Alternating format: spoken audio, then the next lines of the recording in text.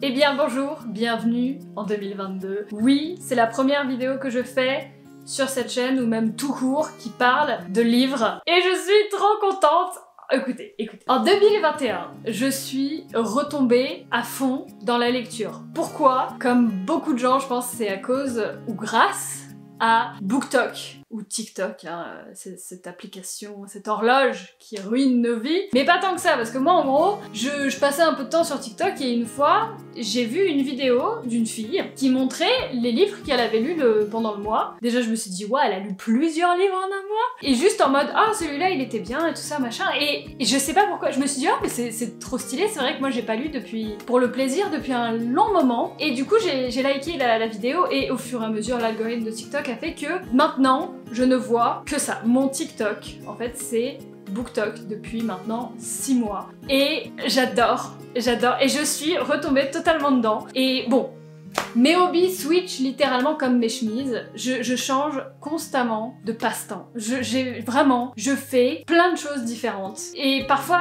je tombe dans un truc. Et je kiffe ce truc. Et je fais ça non-stop pendant 6 mois. Et après, ça me gâte. Là, la lecture, ça fait un peu plus de 6 mois. Mais vraiment, je suis retombée à fond dedans. Bon, pas au stade de lire encore un livre tous les 2 jours. Mais l'année dernière, du coup, j'ai quand même lu une petite vingtaine de livres en 6 mois. Ce que je trouve vraiment pas mal. Ça ne m'était jamais arrivé. Et j'ai vu pas mal de vidéos, que ce soit donc sur BookTok ou sur YouTube, de gens qui lisent et qui vous montrent ce qu'ils ont lu, qui reviewent les livres et qui vous disent s'ils sont bien ou pas. Et je me suis dit que j'aimerais trop faire ça. Genre, j'aimerais trop faire ça. Donc c'est ce que je fais, parce que 2022, c'est l'année où je fais les vidéos qui me passent par la tête. Écoutez, j'ai envie de parler de livres parce que j'adore ça en ce moment. Donc voilà, l'intégralité des livres que je vais vous présenter sont en anglais parce que moi je lis en anglais et uniquement en anglais parce que pour ceux qui ne savent pas peut-être, j'ai habité en Angleterre pendant 6 ans et je suis bilingue. Donc les livres en général, pour la plupart, sauf si les auteurs sont français,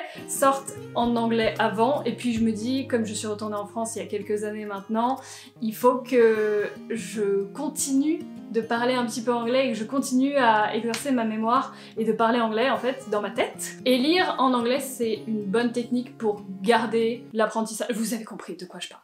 Donc c'est pour ça, je lis en anglais et la plupart des livres sont traduits, mais certains ne le sont peut-être pas. Donc ce sera marqué si jamais le livre a été traduit ou pas en français. Mais voilà, du coup, commençons. J'ai recommencé à lire avec la trilogie Monster de Michael Grant. Je n'arrive pas à montrer les 3 livres en même temps, ça va être terrible. Voilà, quand j'étais adolescente, je dirais quand j'avais 16-17 ans, la série qui m'avait remis un petit peu dans la lecture, autre que Harry Potter, parce que je pense que tout le monde a lu ça, c'était la série Gone de Michael Grant du coup, et ça parlait d'un village où d'un coup, tu sais pas pourquoi, d'un coup tout le monde au-dessus de 15 ans disparaissait. Et ils se sont rendus compte qu'il y avait un dôme et qu'ils ne pouvaient pas sortir du dôme et que personne ne pouvait rentrer dans le dôme et que en gros à l'intérieur il y avait plus que des enfants de 15 ans ou moins, voire même pas de 15 ans, du coup 14 ans et quasiment 15, vous voyez le délire. Et j'ai trouvé le principe vraiment stylé parce que du coup qu'est-ce qui se passerait si tous les adultes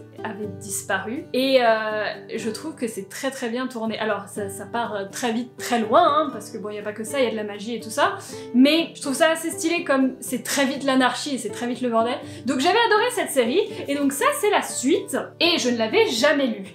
C'est vraiment la suite bien plus tard, quelques années plus tard, et j'ai vraiment bien aimé. Alors attends, c'était en avril dernier, donc je me souviens plus les notes que j'ai mises. Je crois que j'ai mis 4 étoiles pour celui-ci. Il me semble que celui-ci, je lui ai mis 4 étoiles aussi. Mais celui-là, alors vraiment, mais tout est bien. Je kiffe cet auteur. Tout est super bien, mais la fin était moyenne. La fin, là, vous voyez quand une série est trop bien, mais que la fin elle est Du coup voilà, c'est pour ça que je crois que je lui ai mis 2 ou 3, peut-être 3 quand même, j'ai mis 3. Du coup c'est la série qui m'a remis un petit peu dans la lecture, ça c'était un peu avant BookTok ou en même temps, parce que sur BookTok on ne parle jamais de cette série, mais la série Gone est vraiment bien. Et celle-ci du coup, la série Monster, et j'aime beaucoup cet auteur là. Donc j'ai recommencé avec ça. Ensuite, je suis partie dans un classique de BookTok qui s'appelle Le Chant d'Achille. The Song of Achilles. Ça sonne tellement mieux en anglais, mais c'est pas grave. Je n'ai pas ce livre parce que je l'ai prêté à la terre entière. Là, du coup, c'est ma maman qui l'a parce que j'ai vraiment beaucoup aimé ce livre et D'accord. Alors oui, ça parle de mythologie grecque et de la guerre de Troie, mais c'est expliqué d'une façon très simple, où honnêtement j'ai pas beaucoup de culture quand il s'agit d'histoire. J'avoue que j'étais pas la plus attentive dans ce genre de classe, mais j'ai vraiment adoré le livre. Je lui ai donné 5 sur 5. Très très bon livre. Très très bon livre. Ensuite un deuxième que j'ai prêté aussi à ma mère, parce que la résolution de ma mère c'est de lire plus, un livre par trimestre je crois qu'elle a dit cette année. Du coup je lui ai prêté Les 7 maris de Evelyn Hugo. Très très bon livre également, un classique de BookTok. J'ai adoré. C'est sous forme d'interview de quelqu'un qui n'existe pas mais d'une célébrité, et j'ai trouvé que c'était très très bien amené. L'histoire est très très belle, très poétique, très sympa. J'ai bien aimé aussi. 5 sur 5 il me semble que je lui ai donné celui-là. Ou alors 4 sur 5. Plus ça va, plus je me souviens des notes, hein, mais parce que là c'était il y a quand même un petit moment. Ensuite, j'ai essayé de lire la série un petit peu événement qui était sortie sur Netflix qui s'appelle Shadow and Bone. À un moment, TikTok ne parlait que de ça, du coup de Shadow and Bone, Siege and Storm et Ruin and Rising, et j'ai pas trop aimé. Je n'ai pas trop aimé, c'est les premiers livres que j'ai pas beaucoup aimé. Il me semble que le premier était quand même, il était bien sympa, je lui ai donné 3,5 ou 4. Le deuxième, non. Peut-être qu'il y a des gens qui ont aimé et qui du coup vont pas m'aimer, là est le problème avec les livres. Mais c'est long. Et c'est... Vous voyez dans un film, le moment où ils vont aller chercher les alliés, se ravitailler, tout ça, créer des alliances, machin et tout ça, c'est ça.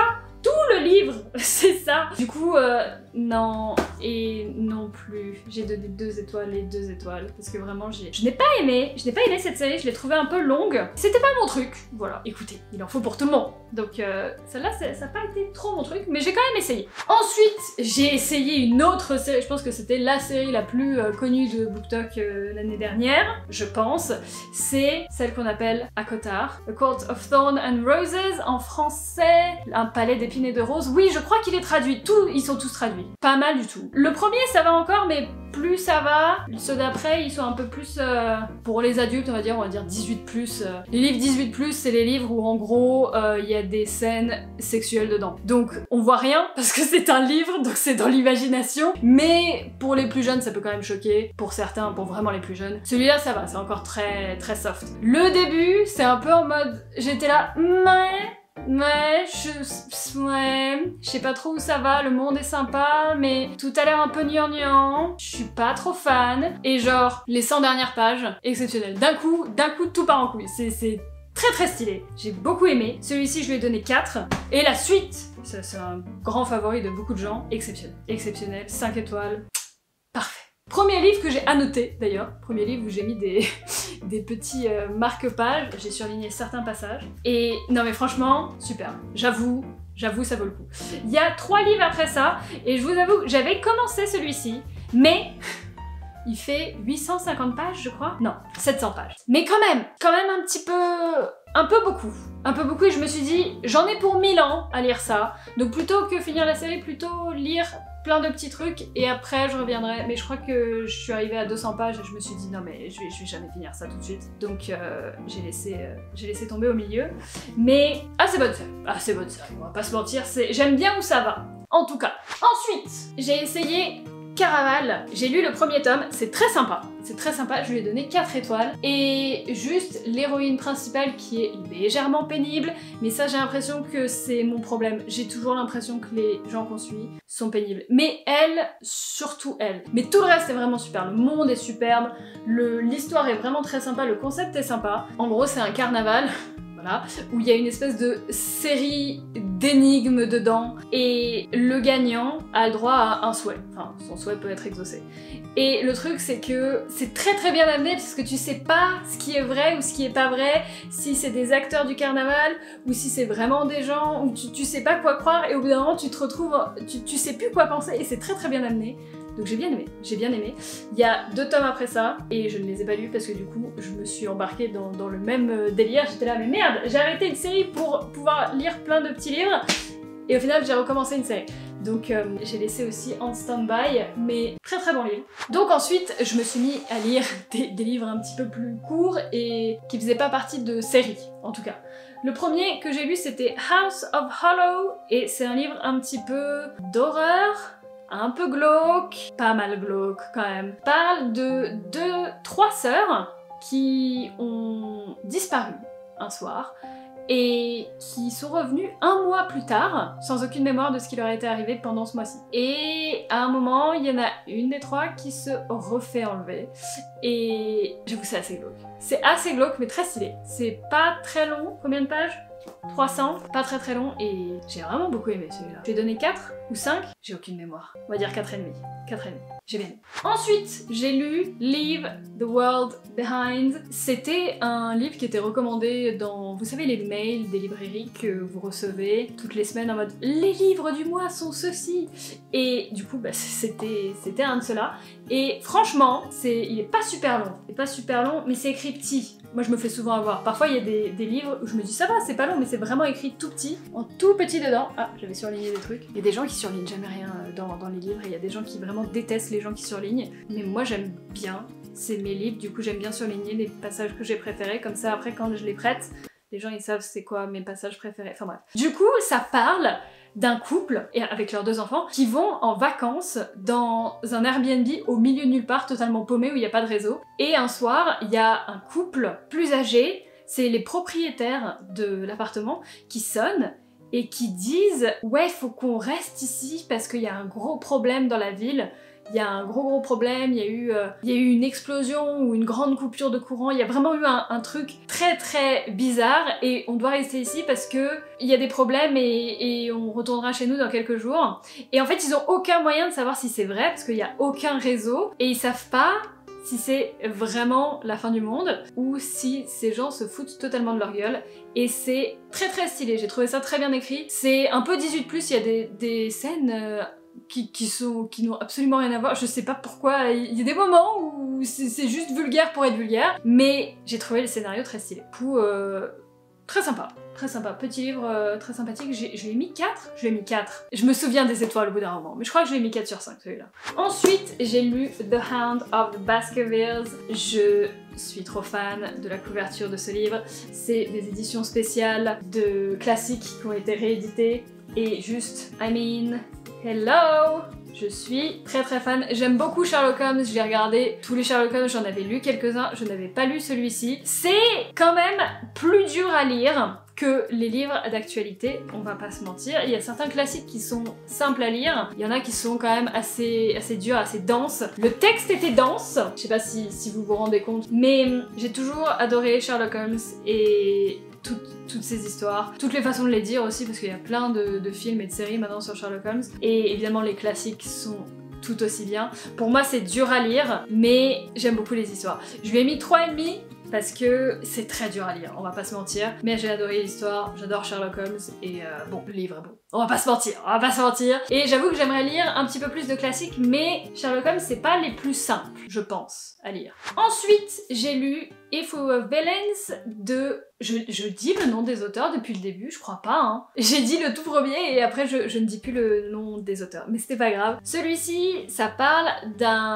d'une bande d'étudiants qui étudient Shakespeare, le théâtre, et Shakespeare en particulier, Shakespeare tout court d'ailleurs, et il se passe quelque chose, il y a quelqu'un qui meurt, et du coup ils doivent se sortir un petit peu de cette situation, parce que la police pense qu'ils sont mêlés là-dedans, etc. Et j'ai bien aimé, mais j'avoue que je ne suis pas une très grande fan de Shakespeare. J'avoue que en tant que non anglaise, enfin je suis pas née en Angleterre, j'ai pas vraiment grandi avec Shakespeare. C'est dur à lire, c'est dur à comprendre. Shakespeare c'est dur à comprendre quand même. Et il y a énormément de références à Shakespeare parce que c'est des étudiants en théâtre et ils étudient Shakespeare, donc il y a beaucoup de références que je n'avais pas et je me suis sentie un petit peu...